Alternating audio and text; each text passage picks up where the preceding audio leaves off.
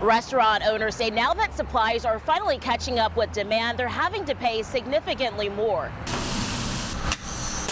Chicken and beef are essential at the Halal Guys restaurant, nationally known for their gyros. Those proteins are costing Jeff Herbert, president of AYG Food Services, more due to inflation. He says chicken costs are up 35% since January. And just in the last month, it's probably risen 10% of that 35. And he says that's not taking into account the rising cost of oil and French fries. It's not just inflation for food, it's inflation for labor costs as well. So you kind of get a double hit.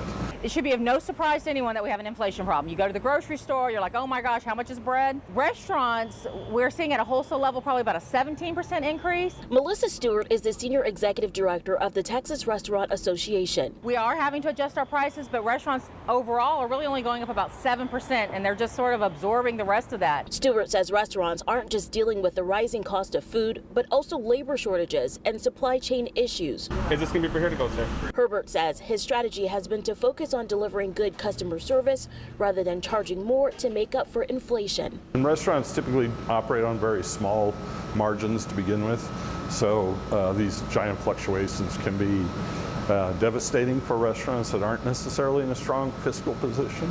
But like I said, fortunately, we've been able to handle it. Stewart says some businesses are finding themselves having to remove some of the costlier items to keep up with the rising costs of inflation. Reporting in West Houston, Taisha Walker, KPRC 2 News.